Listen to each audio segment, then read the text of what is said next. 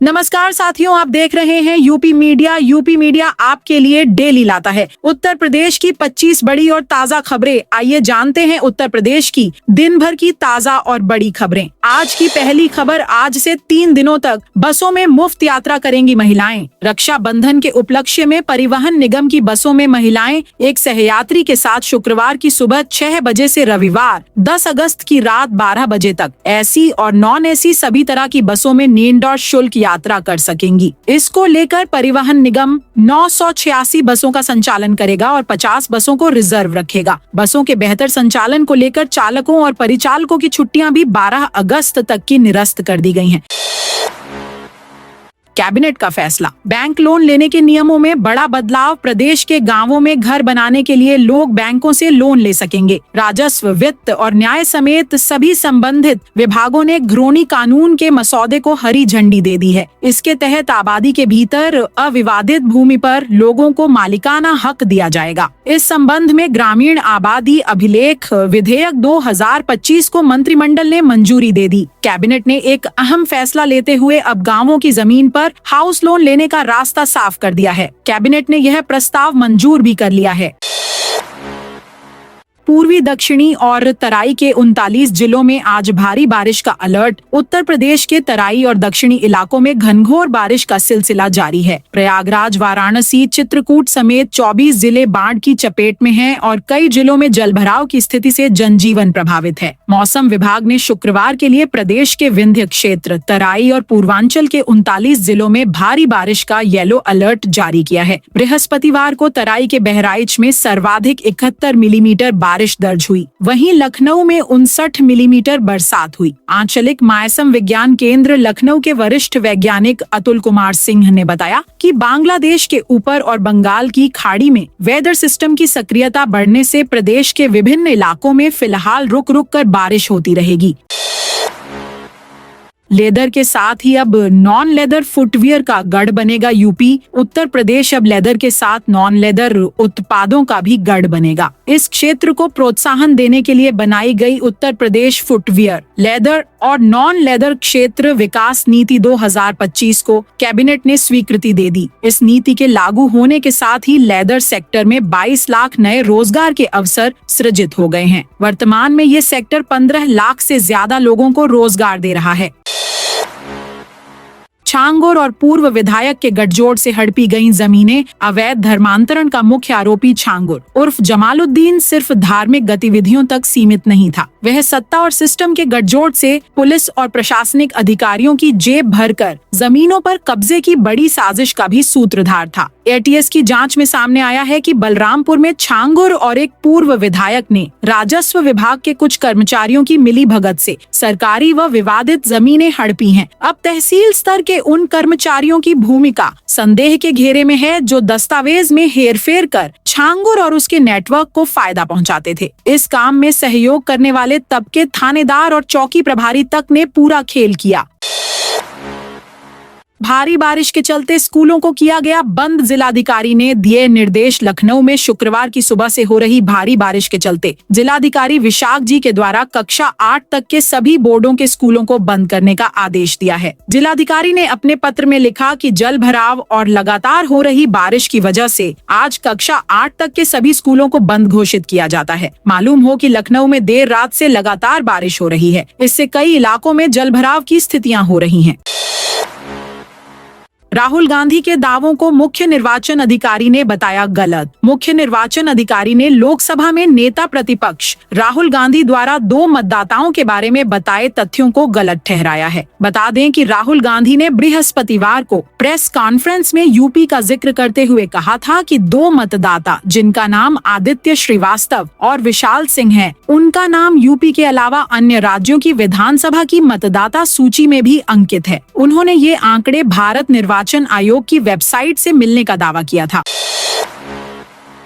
Justice Prashant Kumar मामले में supreme फैसले के खिलाफ हाईकोर्ट के 13 जजों ने की फुल बेंच की मांग। इलाहाबाद हाईकोर्ट के कम से कम 13 जजों ने जस्टिस प्रशांत कुमार के मामले में सुप्रीम कोर्ट के हालिया फैसले के खिलाफ फुल कोर्ट की बैठक बुलाने के लिए मुख्य न्यायाधीश जस्टिस अरुण भंसाली को पत्र लिखा है। इस बीच सुप्रीम कोर्ट शुक्रवार को जस्टिस प्रशांत कुमार के मामले में फिर से सुनवाई करने जा रहा है।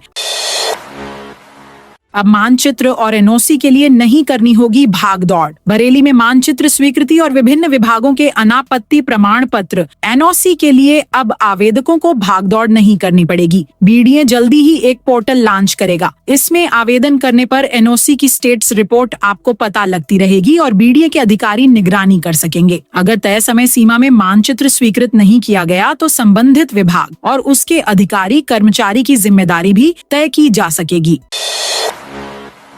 6 शुभ संयोग में मनाया जाएगा रक्षाबंधन, भाई बहन के प्रेम का पर्व रक्षाबंधन। इस बार 9 अगस्त को सौभाग्य, शोभन, सर्वार्थ सिद्धि, रवि, समसप्तक एवं नव पंचम योग में मनाया जाएगा। सावन माह की पूर्णिमा की शुरुआत शुक्रवार दोपहर 2:15 से होगी, लेकिन उदया तिथि की प्रधानता के चलते 9 अगस्त को रक्षाबंधन मनाया जाएगा। बरेली के ज्योतिषाचार्य पम राजेश कुमार शर्मा ने बताया कि मकर राशि के स्वामी शनि और सूर्य आपस में समसप्तक योग बना रहे हैं। लंबे समय बाद ऐसा संयोग बन है। रक्षाबंधन पर सूर्य का प्रभाव कर्क व मीन राशि पर सकारात्मक रहेगा। राखी बंधवाने के लिए शुभ मुहूर्त सुबह 5:27 से दोपहर 1:26 तक रहेगा।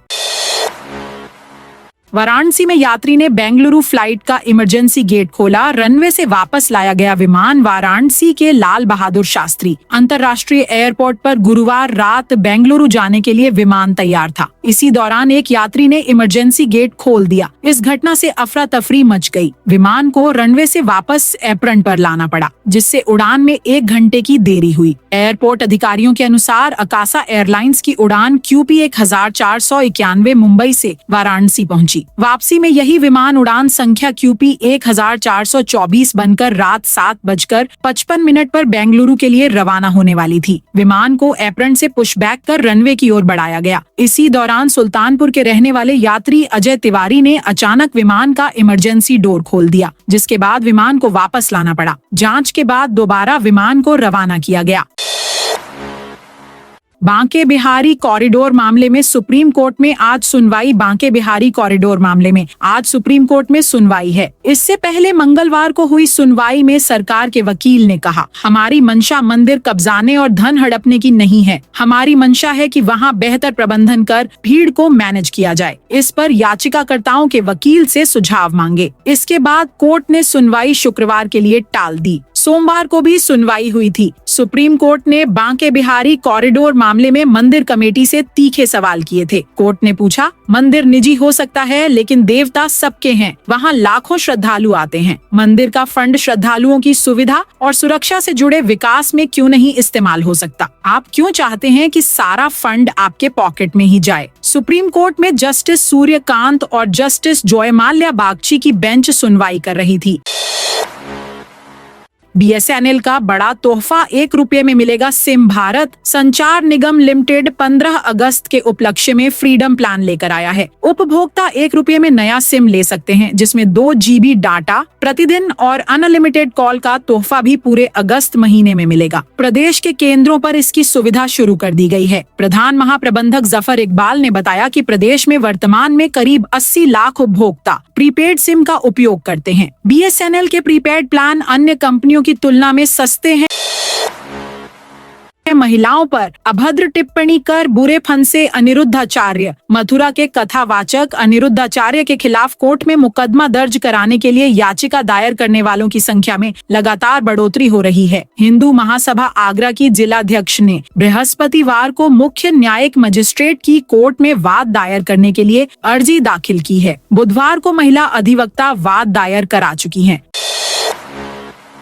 52 करोड़ रुपए से खरीदे जाएंगे 2 करोड़ 60 लाख तिरंगे। हर एक नागरिक के मन में राष्ट्र प्रेम की भावना को और जागृत करने व स्वतंत्रता के प्रतीकों के प्रति सम्मान का भाव उजागर करने के लिए आयोजित किए जा रहे हर घर तिरंगा अभियान के लिए सरकार 52 करोड़ रुपए से 2 करोड़ 60 लाख तिरंगा खरीदेगी। मुख्यमंत्री योगी आदित्यनाथ की अध्यक्षता में गुरुवार को आयोजित कैबिनेट की बैठक में पंचायती राज व नगर विकास विभाग के झंडा खरीद के प्रस्ताव को स्वीकृति प्रदान कर दी है। 2 करोड़ झंडा पंचायती राज विभाग व 60 लाख झंडा नगर विकास विभाग खरीदेगा।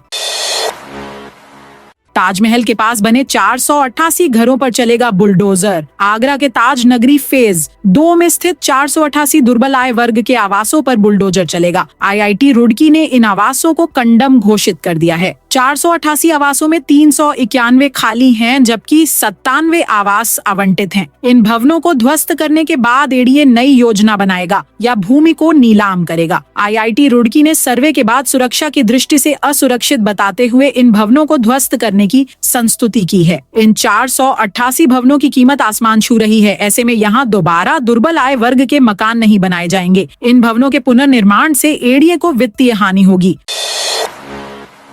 सबसे सस्ते प्लॉट के लिए खुली बुकिंग। अटलपुरम टाउनशिप में भूखंड खरीद के लिए ऑनलाइन पंजीकरण शुक्रवार दोपहर 12 बजे से एडीए वेबसाइट और जनहित पोर्टल पर शुरू होंगे। आवेदक घर बैठे मोबाइल के माध्यम से आवेदन कर सकेंगे। पंजीकरण शुल्क, जाति, आधार, आय व अन्य प्रमाण पत्र अपलोड कर सकेंगे। ग्वालियर हाईवे स्थित ककुआ और भांडई में 138 हेक्टेयर में विकसित होने जा रही अटलपुरम टाउनशिप के पहले चरण में सेक्टर 1 में 322 भूखंडों की बिक्री होगी। एडीए उपाध्यक्ष एम अरुण मोली ने बताया कि शुक्रवार दोपहर 12 बजे मंडलायुक्त बटन दबाकर ऑनलाइन पंजीकरण पोर्टल का शुभारंभ करेंगे। सीएम योगी आदित्यनाथ के निर्देश पर नेपाल से सटे 7 जिलों में 130 अवैध निर्माण ध्वस्त। मुख्यमंत्री योगी आदित्यनाथ के निर्देश पर 2 महीने यानी 60 दिन में नेपाल सीमा से सटे जिलों में अवैध कब्जों और बिना मान्यता संचालित धार्मिक संस्थानों के खिलाफ ताबड़तोड़ बुलडोजर की कार्रवाई की गई। कुल 298 अवैध मस्जिद, ईदगाह, मदरसे और मजार को चिन्हित किया गया, जबकि 223 अवैध निर्माण के खिलाफ नोटिस जारी की गई। सरकार के निर्देश पर पिछले 60 दिनों में नेपाल सीमावर्ती इलाकों में अवैध निर्माण के खिलाफ श्रावस्ती ने सबसे अधिक कार्रवाई की। इसके बाद महाराजगंज और बलरामपुर में अवैध निर्माण के खिलाफ बुलडोजर गरजा। अगस्त 2026 में 178 करोड़ से शुरू होगा रिंग रोड का निर्माण। अलीगढ़ के भांकरी बौनेर से होकर गुजरने वाली रिंग रोड का निर्माण कार्य अगस्त 2026 में शुरू हो जाएगा। भारतीय राष्ट्रीय राजमार्ग प्राधिकरण ने गुरुग्राम की एक एजेंसी को डीपीआर तैयार करने की जिम्मेदारी दे दी है। 5 एजेंसियों ने डीपीआर के लिए आवेदन किया था। निर्माण में 175 करोड़ रुपए से ज्यादा खर्च होंगे। विधायकों व पूर्व छात्रों से भवन निर्माण में मदद ले सकेंगे एडेड विद्यालय। प्रदेश के अशासकीय सहायता प्राप्त एडेड माध्यमिक विद्यालयों के जीर्णोद्धार, मरम्मत, पुनर्निर्माण, निर्माण व अवस्थापना सुविधाओं के लिए अब जनप्रतिनिधि, पूर्व छात्रों व CSR फंड की भी मदद ली जा सकेगी। योजना के तहत होने वाले खर्च की 25% राशि इनसे सहयोग में ली जा सकेगी। इसके लिए माध्यमिक शिक्षा विभाग की ओर से 12 जून 2023 को जारी नियमावली में संशोधन को कैबिनेट ने हरी झंडी दे दी। काकोरी ट्रेन एक्शन की 100वीं वर्षगांठ सहारनपुर शुक्रवार को पूरी तरह देशभक्ति के रंग में रंगा दिखा। मौका था काकोरी ट्रेन एक्शन की 100वीं वर्षगांठ के समापन समारोह का। सुबह 9 बजे मंडलायुक्त कार्यालय से घंटाघर होते हुए जनमंच तक साइकिल रैली निकाली गई। रैली में बड़ी संख्या में स्वयंसेवक और विद्यार्थी शामिल हुए। सभी तिरंगे रंग के परिधानों में सजे थे और उनकी साइकिलों पर क्रांतिकारियों के जोशीले नारे लिखी पट्टिकाएं लगी थीं, जो राह चलते लोगों में जोश भर रही थीं। हर घर तिरंगा अभियान को बढ़ावा देने के लिए आयोजन की शुरुआत 100 तिरंगे गुब्बारे उड़ाकर की गई। इस दौरान पुलिस बैंड ने राष्ट्र धुन बजाई, जिससे माहौल और भी देशभक्ति से सराबोर हो गया। इटावा के कथावाचकों को हाईकोर्ट से अग्रिम जमानत। इटावा के बकेवर क्षेत्र के दादरपुर गांव में कथावाचकों के साथ हुए अपमानजनक कांड के बाद अब मामला न्यायिक मोड़ ले लिया है। छेड़खानी और फर्जी दस्तावेजों के आरोपों में फंसे कथावाचक मुकुट सिंह और उनके सहायक संत सिंह को इलाहाबाद हाईकोर्ट से अग्रिम जमानत मिल गई है। गुरुवार को दोनों कथावाचक अपने अधिवक्ताओं के माध्यम से इटावा एसीजेएम की अदालत में पेश हुए और 50,000 रुपए के निजी मुचलके पर बेल बॉन्ड दाखिल किए। जमानत मिलने के बाद दोनों कथावाचकों ने समाजवादी पार्टी के राष्ट्रीय अध्यक्ष अखिलेश यादव और कानूनी सहायता देने वाले अधिवक्ताओं का आभार व्यक्त किया। प्रदेश सचिव गोपाल यादव ने अखिलेश यादव के निर्देश पर पैरवी में सक्रिय भूमिका निभाई। तो दोस्तों, यह थी आज यूपी के सभी जिलों की खबरें। आप इस वीडियो को कौन से जिले से देख रहे हैं, उस जिले का नाम बताइए।